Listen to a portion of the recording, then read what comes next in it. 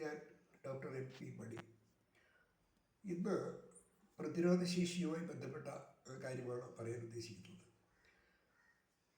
നമ്മുടെ കേരളത്തിൽ ഒരു കാലത്ത് നമ്മൾ നമ്പർ 1 ആരോഗ്യ കേരളം എന്നൊക്കെ പറഞ്ഞിരുന്നെങ്കിലും രോഗികളുടെ എണ്ണം ദിവസേന കൂടിക്കൊണ്ടിരിക്കുകയാണ്.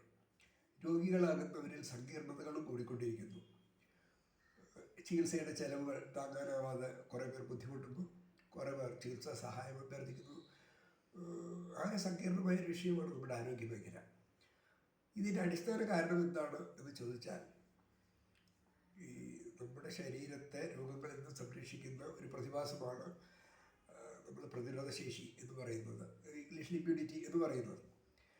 ഇത് തകർന്നിരിക്കുന്നു എന്നുള്ളതാണ് യഥാർത്ഥ കാരണം.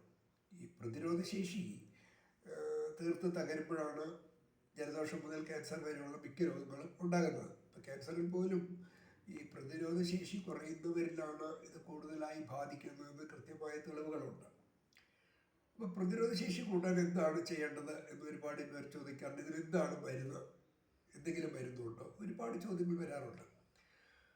അപ്പോൾ ഈ രംഗത്ത് ക്യാൻസർ രംഗത്ത് കുലപതിയായിരുന്നു, ചികിത്സാ രംഗത്ത് കുലപതിയായിരുന്നു ഡോക്ടർ CP മാത്യു സാറ് സ്ഥിരമായിട്ട് പറയുന്നൊരു ഭാഷയുണ്ട്. ഈ ക്യാൻസർ രോഗത്തിൻ്റെ ചികിത്സയിൽ ക്യാൻസർ വരാതിരിക്കാനും ചികിത്സ കൂടുതൽ ഫലപ്രദമാകാനും പൂർണ്ണമായ രോഗശമനം നേടാനും ഈ ചികിത്സയോടൊപ്പം പ്രധാനമായി ശ്രദ്ധിക്കേണ്ടത് ഈ വ്യക്തികളുടെ രോഗപ്രതിരോധ ശേഷി വർദ്ധിപ്പിക്കുക എന്നുള്ളതാണ്. അതിന് അദ്ദേഹം ചെയ്തിരുന്നൊരു മാർഗമുണ്ട്, അത് വളരെ കൗതുകകരമാണ്. അദ്ദേഹത്തിൻ്റെ അടുത്ത് വരുന്ന രോഗികളിൽ ഏറെക്കുറെ എല്ലാവർക്കും എന്ന് തന്നെ പറയാം, അശ്വത്ഥാദി ചോർണം കൊടുക്കുമായിരുന്നു. അമുക്കുരം പൊടിച്ചത്, അമുക്കുരത്തിൻ്റെ പൊടി, അമുക്കുരമാണ് നമ്മൾ അശ്വത്ഥ എന്ന് പറയുന്നത്.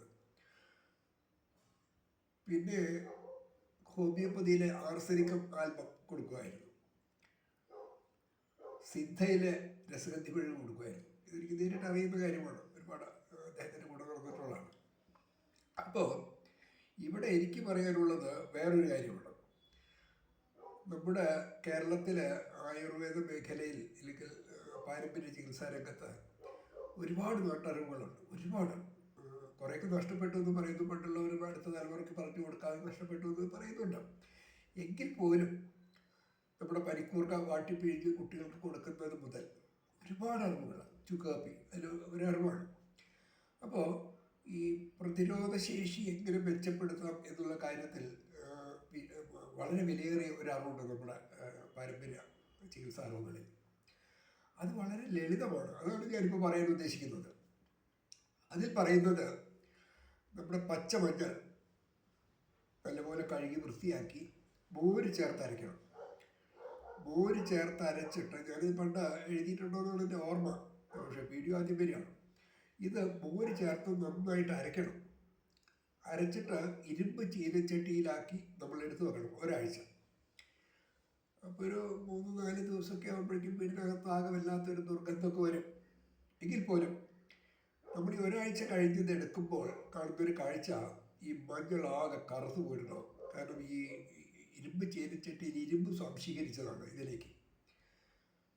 ഒരാഴ്ച കഴിയുമ്പോൾ നമ്മളെടുത്ത് വെയിലത്ത് വെച്ച് നന്നായിട്ട് ഉണക്കി നമ്മൾ ഒന്നുകൂടെ നന്നായിട്ടൊന്ന് പൊടിക്കാം.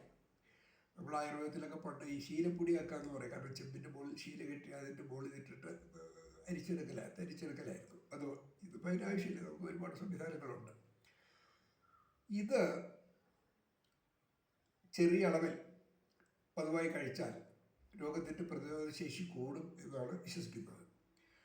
അപ്പോൾ നമ്മൾ ഈ ആധുനിക ശാസ്ത്രത്തിൻ്റെ കാഴ്ചപ്പാടിൽ നോക്കിയാലും ഈ മഞ്ഞൾ രോഗപ്രതിരോധ ശേഷി കൂട്ടുന്നതാണ് ആഗോളതലത്തിൽ തെളിയിക്കപ്പെട്ടതും അംഗീകരിക്കപ്പെട്ടതുമാണ്. ഇതിൽ ഇരുമ്പിൻ്റെ അംശം കിട്ടുന്നത് ഈ പ്രകൃതിദത്തമായ ഇരുമ്പാണ്, നമ്മൾ കൃത്രിമമായി ചേർക്കുന്നതല്ല. അതാണ് അതിൻ്റെ ഒരു ഗുണം. അപ്പോൾ ഇത് വളരെയേറെ ഫലപ്രദമാകാനാണ് സാധ്യത. അപ്പോൾ എനിക്കിവിടെ പറയാനുള്ളതൊന്നുമല്ല, ഞാനൊരു പഴയ ശാസ്ത്ര സാഹിത്യ പരിഷത്തുകാരനാണ്. അപ്പോൾ ഏത് കാര്യം പറയുമ്പോഴും എന്തുകൊണ്ട് എന്ന് ചോദിക്കണം എന്നുള്ളതാണ് പരിഷത്തിൻ്റെ പഴയൊരു ഭാഷ. എന്തുകൊണ്ട് എന്ന് പറയുമ്പോൾ അതിന് കൃത്യമായ തെളിവുണ്ടായിരിക്കണം. നമുക്ക് തെളിവുണ്ടായിരിക്കണം എന്ന് നിർബന്ധമാണ്. അപ്പോൾ ഇപ്പോൾ ഒരു വിഷയമുള്ളത്, ഈ ആയുർവേദ അറിവുകളെ പരീക്ഷണസിദ്ധമായി തെളിയിക്കണം എന്ന് പറയുമ്പോൾ ഞാൻ നേരത്തെ പറയാൻ തുടങ്ങിയതാണ്. ഈ ആയുർവേദ സമൂഹത്തിൽ കുറേ പേര് കലിയിളക്കും എന്നൊരു വായത്തൊന്നൊക്കെ വിളിച്ചു പറയും. അപ്പോൾ എനിക്കിവിടെ പറയാനുള്ളത് ഇത്തരം ഒരുപാട് അറിവുകൾ നമ്മുടെ നാട്ടിലുണ്ട്. ഒരുപാട് പേരുടെ കയ്യിൽ കാണും, അഷ്ടവൈദ്യ കുടുംബങ്ങളിൽ കാണും. ഇതെല്ലാം ഓരോന്നോരോന്നായിട്ട് എടുത്ത് ക്ലിനിക്കൽ ട്രയൽ നടത്തണം.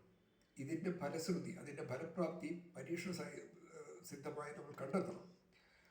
അപ്പോൾ ഇത് ആഗോളതലത്തിൽ അംഗീകരിക്കപ്പെടുന്നു എന്ന് മാത്രമല്ല, പുതിയ ഒരുപാട് മരുന്നുകൾ ലളിതമായതും ഫലപ്രദമായതും മരുന്നുകൾ ഉണ്ടാക്കാനുള്ള സാഹചര്യം സൃഷ്ടിക്കും.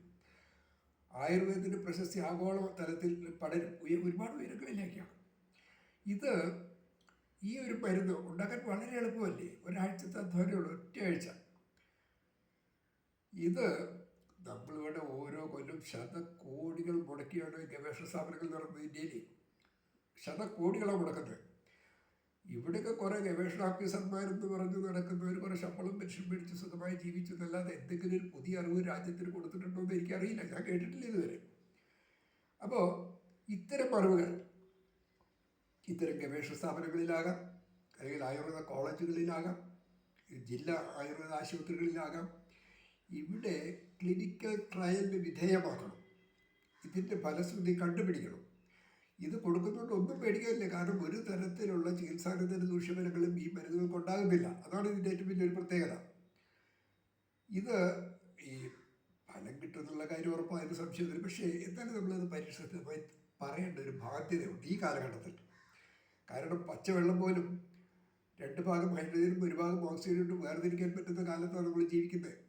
ഒരു മനുഷ്യൻ പറയുന്നത് സത്യമാണോ അല്ലെന്ന് യന്ത്രം പറയുന്ന, സാങ്കേതികമായി പറയാൻ കഴിയുന്ന കാലത്താണ് നമ്മൾ ജീവിക്കുന്നത്.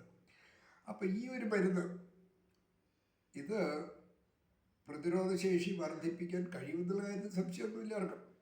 എങ്കിൽ പോലും അത് പരീക്ഷസിദ്ധമായ ഒരു ക്ലിനിക്കൽ ട്രയൽ നടത്തി അതിൻ്റെ തെളിവ് പബ്ലിഷ് ചെയ്യുകയും പഠിപ്പിക്കുന്ന ആ പാഠ്യപദ്ധതിയിൽ വരികൂടെ ചെയ്താൽ ഇതൊരു പുതിയ അറിവായിരിക്കും. കാരണം പ്രതിരോധശേഷി വർദ്ധിപ്പിക്കാൻ ഇത്രയും ലളിതമായൊരു മരുന്നിന് കഴിയുമെങ്കിൽ അത് ആരോഗ്യമേഖലയിൽ ഒരു വിപ്ലവമായിരിക്കും.